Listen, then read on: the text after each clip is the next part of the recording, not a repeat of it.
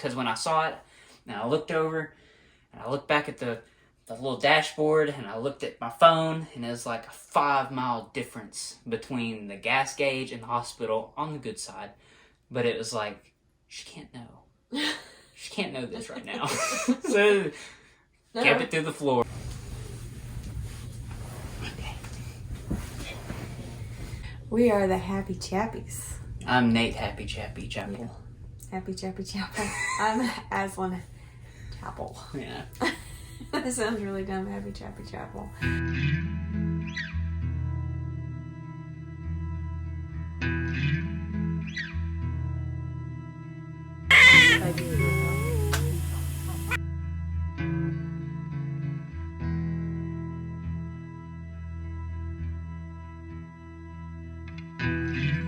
That's kind of catchy, Happy Chappy. Happy Chappy Chapels. I think I actually heard that on something somewhere, the Happy Chappy. At Garfield. Happy Chapman. Like Happy Chappy somewhere. Like somebody used it in lingo, I think. But I thought it was fitting. Sorta. Yeah. But anywho. Alright. This is a video about my VBAC. My vaginal birth after 2 C-sections.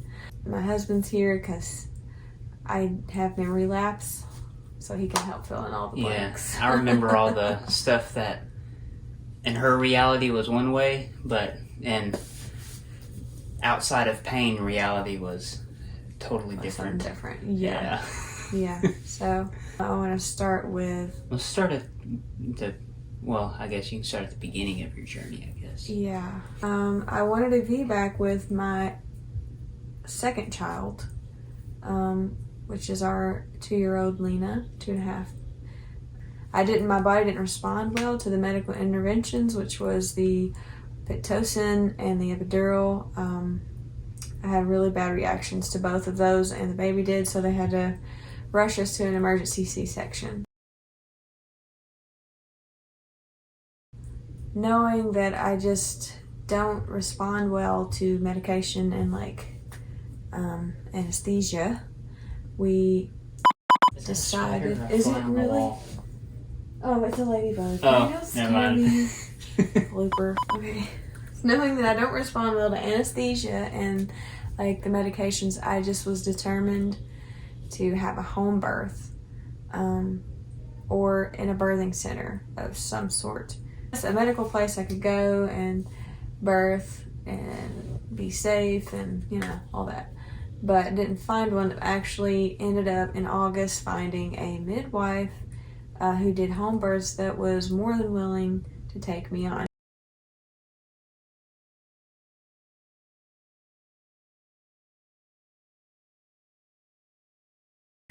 The risk was much better than the alternative. Mm-hmm. We almost lost Lena due to the medical interventions, so I just didn't want to go through that again. I'm going to begin to add clips here of kind of my journey and talking about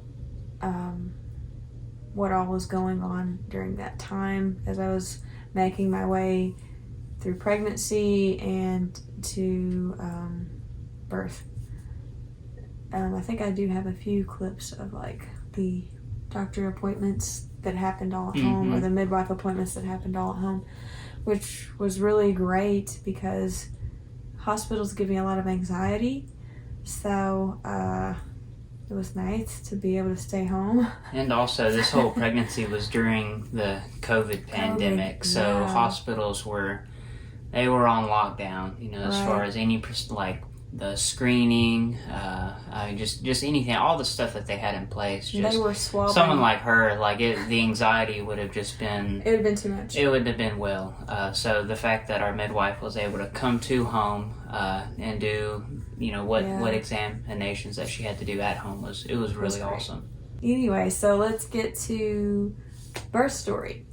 After Christmas and on until the baby was born on the 26th of January, I was just I felt like I was constantly in labor. That's right. She come one morning. I stayed home there for a little bit. Okay. Mm-hmm. I remember now.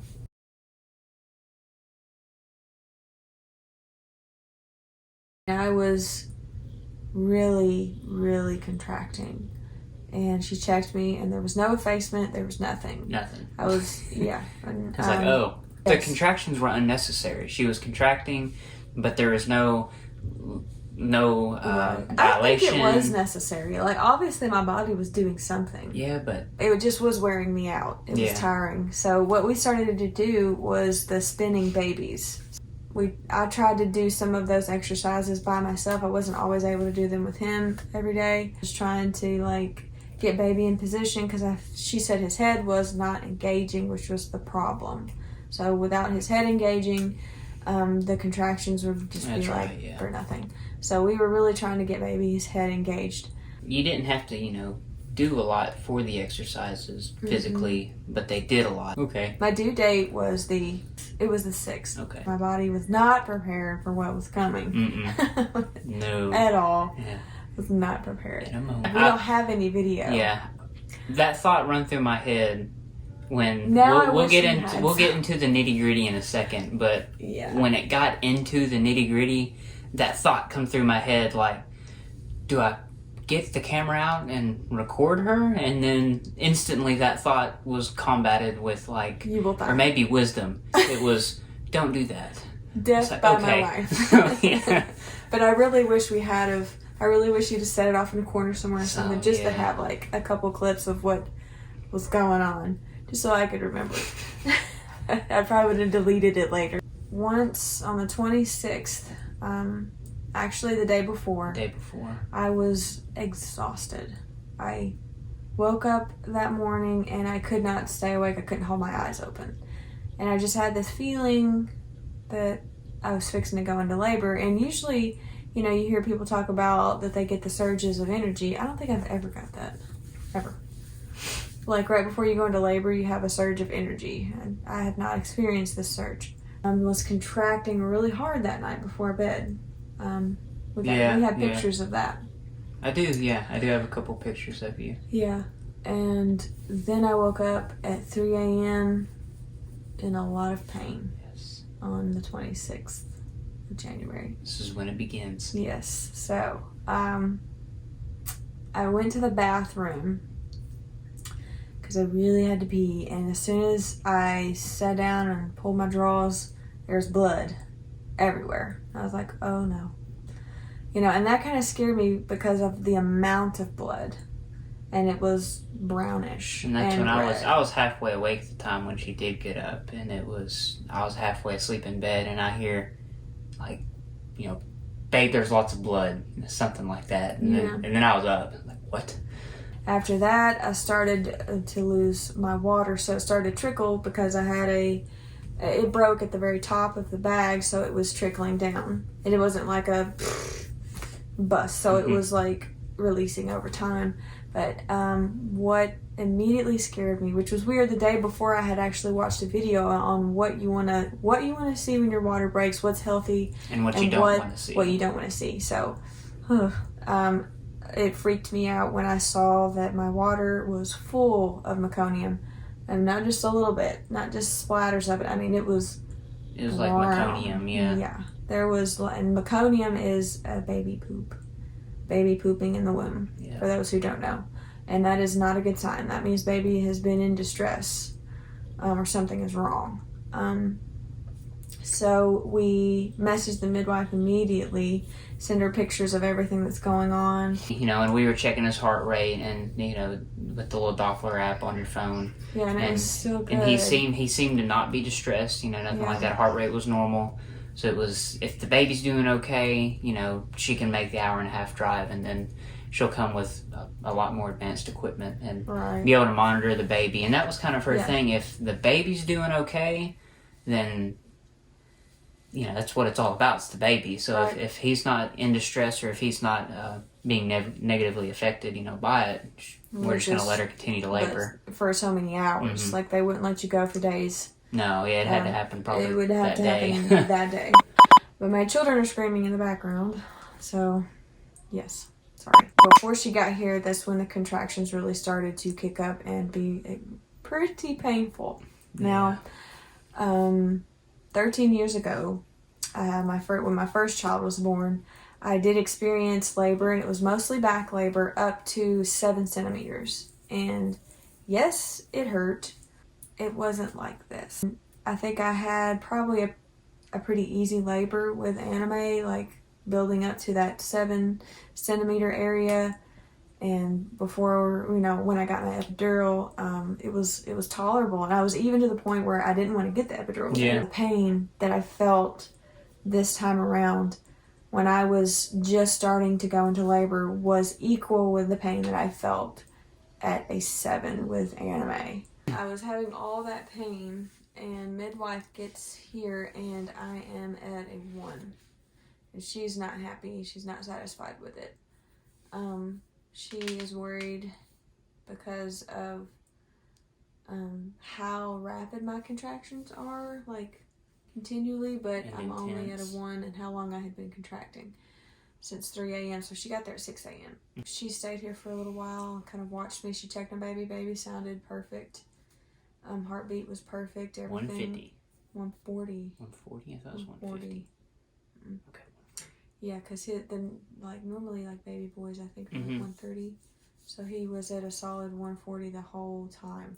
And so after, about an hour, she decided to go to Walmart and get some items that she needed, and to get some puppy pads. Yeah.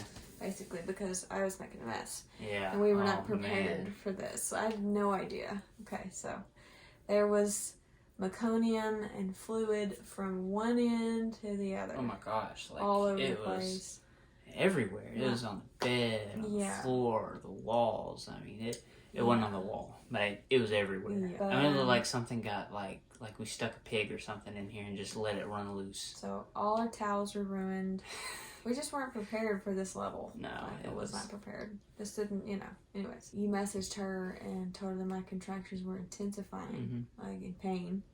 I asked her if it was safe for me to get in the tub in some hot water, and she said yes. So that's what we did. We pulled up the bath and got in, and I tried to breathe through the contractions. I tried to relax, but every few minutes I felt like they were getting worse and worse and worse. So by the time she got back, I was starting to yell.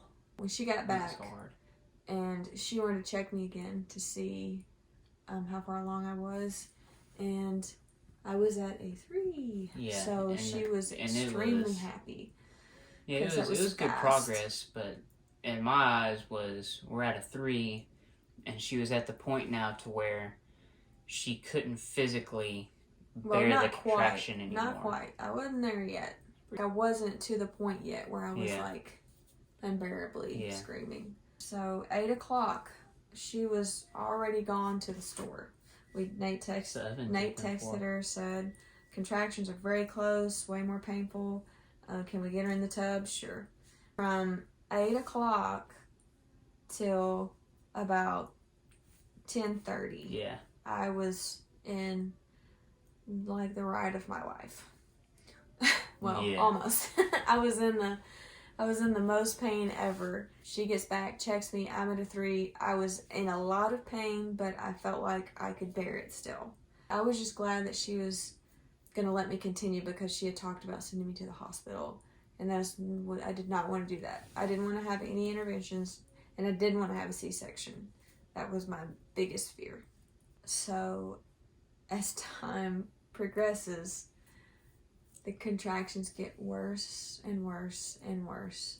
And this is because I was dilating extremely very fast.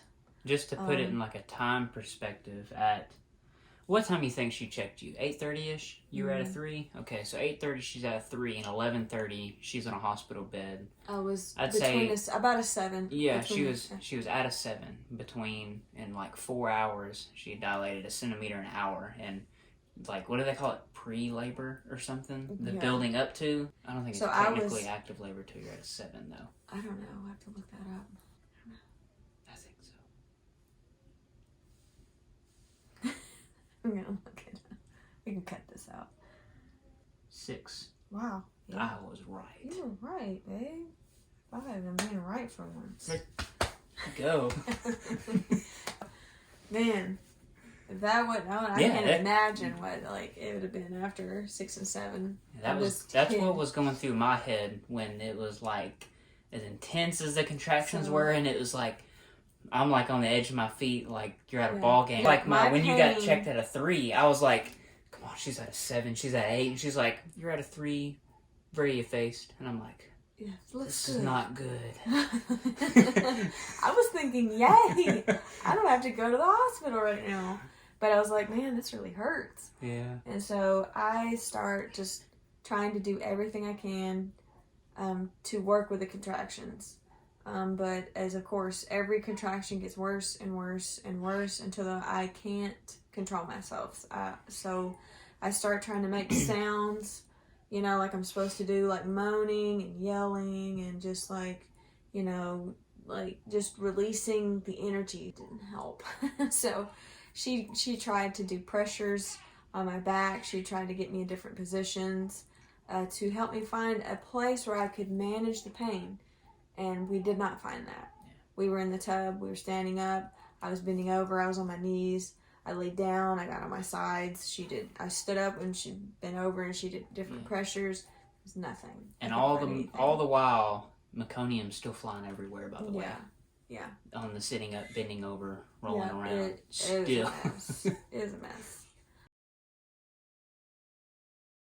The pain had done escalated to a point now where mentally there was no more handling of the pain. It was beyond what she could handle mentally, physically, but it hurt to watch. I absolutely hated it. Okay. Yes. This is the pooper. Yeah. Yeah. Okay, I'm here. Oops, sorry. I'm nursing off to the side. Let's see, where was I? The pain was bad. I was somewhere in there. But it was like that's right, yeah. It was hard to watch because it got to the point where she, you know, was handling it, and then it got to a point where when the contractions started, she was outside of herself, like not in the moment anymore. When the contraction stopped, she was afraid of the next one coming because it was coming. You're gonna contract until you have the baby, and when the contraction stopped, the only thing that could go through her mind was fear of the next contraction. And then when it started, it was just this, I don't know, it was this scream that like you don't want to hear ever. You don't want to hear anyone's ever scream like that. It was like pain and fear, agony. It was so awful. I mean, it was awful. And then at that point, it was like, you know, something's got to change because she's only at a 3, you know, something like that. And we start going over options, and we really only had 2 options. Staying at home wasn't really an option anymore.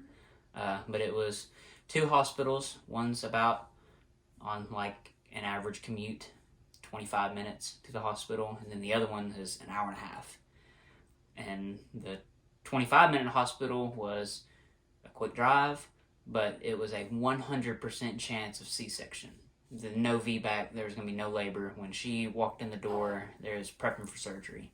And we have the other hospital, which is an hour and a half, and after we got to talking, and like, because our whole thing was her to have a VBAC, to do this, you know, no matter the way, what, the way she was, you know, designed to do it. And I was not going to have a C-section, like it was not an option, period. And the pain had gotten so bad that she wanted to go to this other hospital. Take me to hospital number 1, and it was like, I can't take you there, we can't do it, you know, it's just, I know we can make the drive to this other one. So we very quickly gather up a hospital bag, we can call it a hospital bag. I just threw baby stuff in there. We threw baby stuff in there. She showed up to the hospital in a nightgown with no underwear on. I didn't have anything packed. The car ride, the contractions were, you know, they were still intense, but there was no more. She was pretty quiet the whole way, actually. And she was off in her seat. She done found a spot that she was in, and she was stuck there. That was her spot. But we get in the car, and it's, why are you doing this to me? You know, you want to see me hurt. And it's like, look, I'm not in labor right now. I'm not in pain. So I can see, like, we cannot go there and have a C-section because the next 9 months are going to be horrible. recovery, and it's like, we have to make this drive. Yeah. And it was finally, and that's when, the text was like, hey, we're going here. Yeah, 10:36. Yeah, and it's like, Dixon. and that was, and it was, we're going there. And Yeah. it was, I put the pedal to the metal, Yeah, we made an hour and a half drive. In like 40-ish minutes. Yeah. But what was really funny is the car only had like, okay, so I got on Google Maps and I typed in the address and I was like, all right, 73 miles. And I looked at the car and I was like, man, gas looks kind of low. And I clicked on it and it's like 80 miles to empty. I was like, oh man, hope it's right. No. Because I'm not stopping. You didn't tell me. Yeah, I didn't.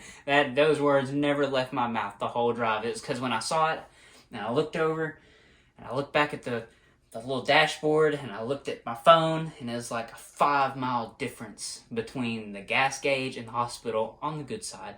But it was like, she can't know. She can't know this right now. So kept it through the floor, and we did pretty good. So we get to the hospital and we pull up main entrance, which I was okay when we got there. Like I wasn't. Yeah. I had found. I mean, it hurt. Like she was okay in the car when we got there. Yeah. But I was like able to grip onto like the handles and lift myself up during the contractions, and it seemed to help. Car wasn't bad. It wasn't that bad. So we get to the hospital, and I left the car running too. I think it probably ran for 20 minutes. Oh my God. Right in front of the hospital, and eventually our midwife's like, "Hey, you want me to park the car?" And I'm like, "Oh yeah, here are the keys." But anyway, so we get to the hospital, pull up to the main entrance. It's like, hey, labor and delivery's on floor 2. Tell them my name. They got a room. It's already ready for you. We go and park, run inside, grab her wheelchair, come back out. And we get her into the wheelchair, and she's in her zone. And then the zone's over. Yeah. So, like, as soon as I sit down, door opens, and she's in the wheelchair. And it's like, it's game on again. Hurting again. Yeah. So we run into the hospital, and she's hollering, man, I don't know. Like, I felt like I was groaning my I'm head sure it out. felt a certain way, but it sounded something different. Yeah. Like, so we I run wish in, had video. and they got their COVID screening desk. You got to have armbands. They're handing out masks you and have stuff. to do all the and things. Luckily, this person was like A sane person. She was very aware of like procedure, and then she was also very aware of like Baby's life. coming. And like life trumped procedure at this place, at least with this woman. And we come barreling in, and it's like, where's the elevator? And she said, they're right over there. Just put these armbands on at some point. And it's like, all right, thanks. And we take off to the elevator. Oh man. And then like we get to the elevator, and it's up floor, and like, we back hurry up. And then the door opens, and there's 3. 2 ladies, 4. There's 4 old people, like elderly individuals in their 80s. They were old. I feel bad. And the door opened, and she's contorted some way in her wheelchair, and the door opens, and I can only imagine what they saw, but they didn't move when the door opened. They stared. I just get out, and No, I was just like, you guys gotta get out. Get out. Oh, yeah, and it was like, they got out of the elevator, and, we go in, and we head up to floor 2, and we get out, and it's like, I had never been in the hospital. Like, where do we go? Yeah, I was like, just pick a way. There's a glass window with a baby on it. We take off running that way, and we get through the first door, and then the second door, and like I'm hitting on the door thing, and nothing's happening. It's like, open this door, and like a little, like a little voice comes out of this box, and they're like, you have to back up. Yeah, you have to back up. Apparently, we were real close to the door. It's like, like you gotta back up, and like so we back up, and doors open, and it's like we come in, hey, we're so and so, and they're like, all right, room 2. All right, so we go into room 2, and then. So like the whole team of people, that's going to be there for the birth is now coming in the room, and our midwife's about 15 minutes behind us. And the car's running this whole time with like no gas. Yeah, but this was a miracle. This was like it was cool. This was a Jesus thing. Yeah, and So they come in, and she's like, pain's like, it's way worse. There are certain things that the doctors had to do before they could get the anesthesiologist to come in to give her the epidural. They had to. They did good. They had. They had to get me registered. Yeah, and they were really quick. Yeah, they were. But they at were this on top point, of things. I felt like my tailbone was going to break off, which was one reason why I was screaming so hard. And I think my midwife believes that there was adhesions from the 2 C-sections, especially the previous C-section because they had been so close. She felt like it had been adhesions on top of baby positioning weird coming down, just weird. And his head could have been turned just slightly. And so, added to whatever scar tissue or whatever had been left, it was really rough. But I was feeling like my tailbone was going to break off at that point. And that was, I couldn't lay back or sit down. You want to try to open? Okay. Yes. So at this point, when I'm waiting on the epidural, I am literally holding on. What was going through your head at this point? Hurry up. I can't That's take it? anymore. Just like, I can't take anymore. Yeah. I mean, just like you don't remember. I felt like I was at the point of blacking out. Okay. Like when it was getting to its height, I thought I was going to black out. Well, if I would have went on to like 9 and 10 without any kind of, anesthesia, I probably would have blacked out. I was gripping the hospital bed like with all I had and whatever else I could find. I don't know if I was gripping you. I don't know. Well, I'll tell you what the gripping looked like from my eyes. The gripping looked like kicking, flailing, scratching. And they're not here anymore, I guess. But like while we were at home, like I was bleeding too. Like I should have cut my nails before. I was bruised, and she bit me a couple times, like in her contraction, and then she like turned like I was wrestling like some kind of small animal, and just turned and just like got a hold of you. I was like I couldn't act like I was in pain at this time because she was in pain, not me. So like she turned and just chomped. I'm like, it's all right, baby. She comes in like oh. Somebody look get a down. crowbar. I'm like, oh, like okay, I still got skin. But like just kicking, flailing. There's three nurses, 3 ladies, and me, and this the doctor guy, and and I'm kind of strong, and then there was a nurse in there that she was pretty strong, and then the other woman, and it was all we could do there's 4 of us holding you down. Like there's 2 people on her feet, and I was up here trying to keep her shoulders still and level for the doctor to get the epidural in, and it was all we could do. Like it was, and we still didn't do a great job because it was. I mean, this dude, the anesthesiologist, was a professional. Yeah, professional. I mean, dude, hit it on the money. Like the last birth that we had, the epidural she was in no pain, sitting erect, no pain, and they jacked it up. Yeah. Like they had to do it twice. Yeah, because I barely flinched. And she was doing more than flinching this time. It was with that. He hit it. One. Yeah, and hit it right on the money. I mean, like I was like. With that other epidural with Lena, they couldn't get it. Like I literally did this, and she was like, "Oh, you moved. We gotta do it again." Anyway, this guy was good. Yeah, he hit it on the money, and it was it wasn't instantly. It was maybe they said about 2 or 3 contractions, and the whole time like this is happening, I was apologizing in between. Yeah, like, the 5 seconds I got like, in you between don't have the to contractions. say you're sorry, like. Oh, but it was so crazy, and then it like finally started to work. She's like, well, it worked on one side. Yeah. And then we had that for a while. We wrestled with that, and I was like, I still feel it on my left side. Yeah. And so they had to switch me around. Finally got the epidural though, to where what it was is just how she was laying on one side. It wasn't able to like get the medicine down the other side of her. Yeah. And once they kind of moved around, I got her moving it finally, got to where the pain was not there anymore. And mostly. I do have a picture of her that we can put in here of her, like, once the epidural's kicked in and she's just laying in bed and just This is Yeah, heaven. and it was like at that point, I don't know what time it was, but from that point to the nurse coming in, checking the stuff, and then going, "You want to try to push?"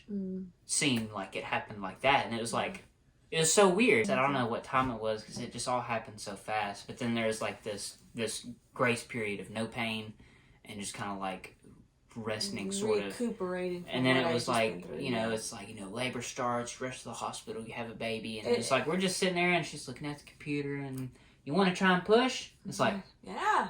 This is happening. Well, the thing was, sure. Like, epidural did slow it down a little bit. Getting the epidural did slow it down. Still happened fast. Yeah, but when I started pushing, it was 4 o'clock. It was 4 when she started pushing. So this was probably a couple hours of trying to get the epidural all over me. And then in the end, I still felt, I had this big ring here on the top of my tummy, and I felt the contractions. But that helped me through the labor because I knew when I needed to push. Mm-hmm. The next time they checked me, I was beyond a 9, and that's when they said, "All right, you ready to push?" Started pushing, and I'd push, and then we'd talk. Yeah, that was like that was the funniest part about it. And it's like, you push 3 times, and then when you're done pushing, there's, I don't know, a minute, 2 minutes between each contraction. So like when she's done pushing, it's just, we're all just standing there, like, blah blah, yeah. You can see his head, like, oh, what cool. Really? Yeah.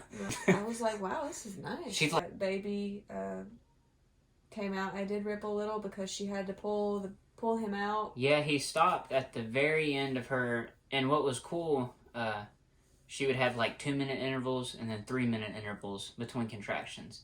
And when she had the 3-minute intervals, like, he made a bunch of progress. And then you'd have like the short intervals, she'd push, and then there would be the big gap between a contraction. And when that happened, he really, moved. So she had her last contraction, at the last kind of push, he stopped, like his head come out, and it like stopped around his neck. So like the doctor had to kind of get in, and because he wasn't going to sit there for 2 more minutes. Yeah. So like she had to get in there, and then she pushed a little bit, and she just kind of turned him, and he come flying out of there. I didn't feel the ring of fire. He was out, and I was like, I was watching in the mirror. They gave me a mirror to watch, and that was really cool. I put him on my chest, and he was breathing fine. I was worried about the meconium because he had been in the womb so long pooping, and honestly, no telling how long he had been pooping in the womb because we didn't know until the water broke. All my water was solid brown. Yeah. And I had been contracting for over a week, so there's no telling how long he'd been sitting in that stuff. So right here we have a mixture of blood and meconium, which is baby poop that they poop in the womb. The baby come out and was struggling to get a good clear breath. He was doing fine though, but they stuck this hose down his throat and sucked all of this out. A bunch of stuff. But right after that, the nurse practitioner come by, listened to his lungs, and said they sounded remarkably clear. And I'm thinking, this is why. Yeah, and his heart rate was 150. Okay. Yeah. And his heart rate was 150 that morning, 140 at 3 o'clock in the morning. And then at 4 o'clock in the evening, when they were checking his heart rate, it was 140. Like, so he was chilling constant in there in his doo-doo. Yeah. So wasn't bothering him a bit. Like, he came out. Yeah. And like, doo-dooing. Yeah, and you can just imagine, like, the baby comes out down here, and then from down here they lift him to up right to here, chest. there's like doo-doo. Doo-doo, Yeah, he'd come out of the womb, Pooping. just letting her rip. Yeah. And it's like, it was like, just, I don't know, the most amazing feeling. Because, I mean, of course, with your C-sections, it's an amazing feeling to see your baby, but there's something different about when you have a vaginal birth and they put that baby out on your chest. It's just a totally different feeling. I would go through it again, all of it, just for that, for sure, because it was worth it. Like, God was with us that whole time. I mean, we got there just in the nick of time. You know, everything just went smoothly. Mm-hmm. And there was no complications, which it just blew me away. And my midwife even said that she couldn't believe how well I labored and how easy the baby just an hour came. She pushed for an hour, and it was nothing but prayers, and just I had been praying the whole pregnancy, you know, to let this birth more than anything be healthy and natural and, you know, easy. And it was.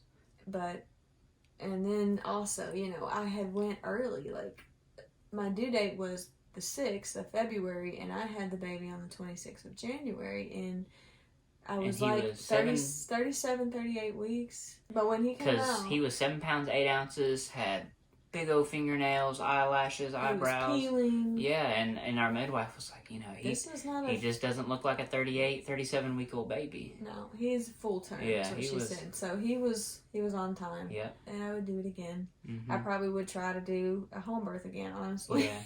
So from this point on, I'm probably going to share the videos that we do have of when the baby was born. They would not allow us to video during. I do have him right after he come out, but he's right on our after chest. He come out, we have that, and then we have some footage, you know, pictures and there. stuff. So I'll go. Some ahead here at home with the girls meeting them, and and you know, kind of everybody meeting them. Yeah, so we'll throw add that some in there of too. that. So, but glad you guys are sticking around. If you are sticking around, to see this far, and from here on out, it's just all the baby. Yep, so, all baby. So. Yep, God bless. Yep, thank you. Can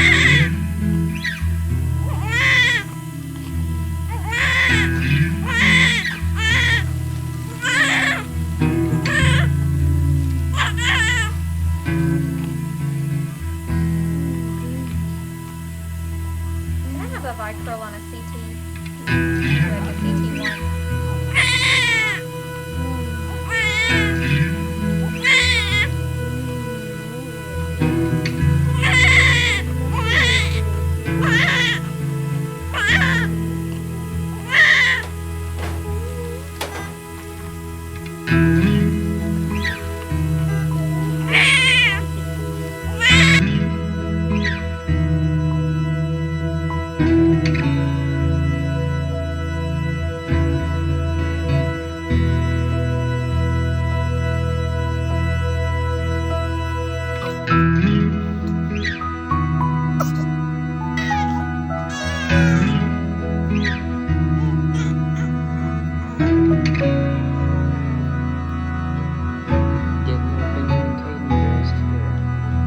Exiting the hospital, going home.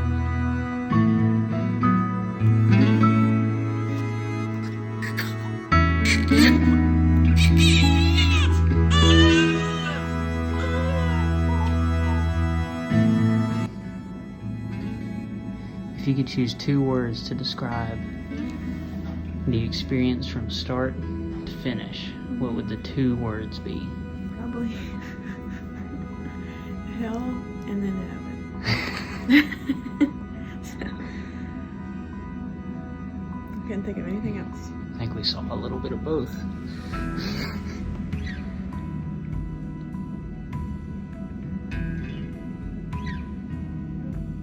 He's perfect though.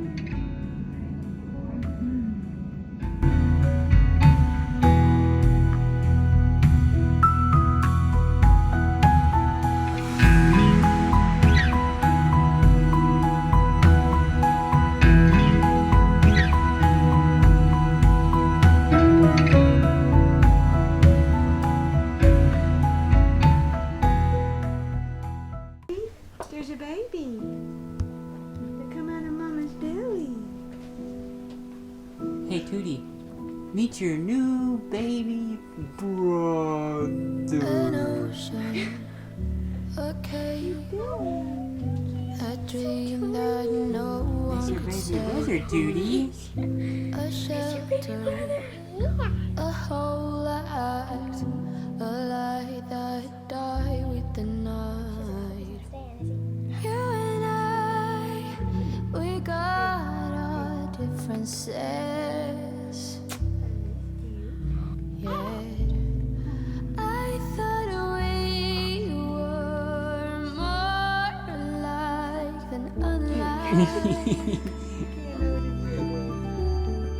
Months of rain and chest pain. What's the plan? Let Mama help, okay? Heavy breathing, stay insane. Give him a kiss. Grab my hand. Everything is great inside this narrow maze. Gotta grow a little bit. I gotta play my toys.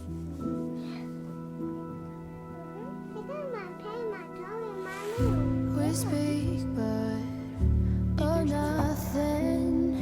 We run our separate ways. She said.